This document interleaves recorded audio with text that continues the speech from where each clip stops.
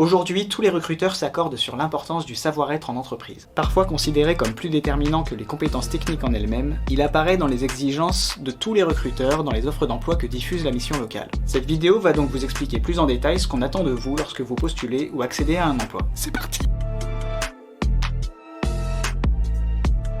Comme je le disais en introduction, le savoir-être est souvent comparé au savoir-faire. Les deux sont indispensables dans l'exercice d'un emploi. Mais sur des postes peu qualifiés notamment, on entend de plus en plus de recruteurs dire que, en gros, les compétences on peut les acquérir plus tard, l'essentiel c'est de pas se comporter comme un caca. Voilà, j'ai dit caca. Alors, c'est quoi le savoir-être ? C'est l'addition des attitudes et des qualités personnelles et professionnelles qui feront de vous quelqu'un avec qui on a envie de travailler. Voilà, la vidéo peut s'arrêter là. Là par exemple, je vais faire une candidature en mode caca. J'ai mon CV à la main, j'ai mon portable dans l'autre comme si j'en avais rien à faire, casquette sur la tête, en plus il y a une tête de mort dessus. Je regarde la chargée d'accueil, je lui tends mon CV, elle est en mode « ce sera tout ?» Ce sera tout ? Ouais. Et là je repars sans dire au revoir, ce qui est le comble du pas savoir-être.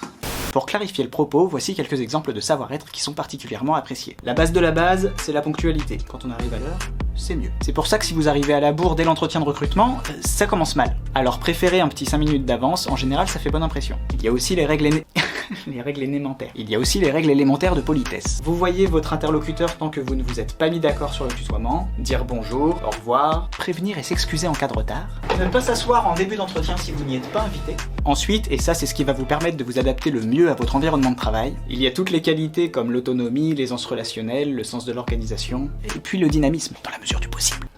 Si vous donnez l'impression que vous n'êtes pas intéressé ni investi, vous risquez de donner une mauvaise image de vous-même. Savoir-être ou ne pas savoir-être, telle est la question. C'est du Shakespeare. Bonus pour votre CV. Si vous voulez faire apparaître le terme savoir-être, il s'écrit la plupart du temps avec un tiret et en tout cas il est invariable. Il ne prend donc pas de S à la fin, même si je n'en doute pas, vous avez plein de qualités. Vous l'aurez compris, avoir une attitude professionnelle est primordiale pour trouver un emploi, mais aussi pour le garder. Et puis, même dans la vie de tous les jours, vous serez quand même quelqu'un de vachement plus agréable si vous faites quelques efforts. Je crois. C'est quoi être agréable ? Je pense pas qu'il y ait d'agréable ou de pas agréable. J'espère que cette vidéo vous a plu. Si c'est le cas, pensez au like, commentaire et partage, n'hésitez pas à nous raconter vos expériences de savoir-être plus ou moins désastreux, et n'hésitez pas non plus à nous donner quelques idées de vidéos conseils, moi je suis en panne, ça y est, j'ai fait le tour. C'est faux. Sur ce, je vous dis à bientôt et bonne démarche.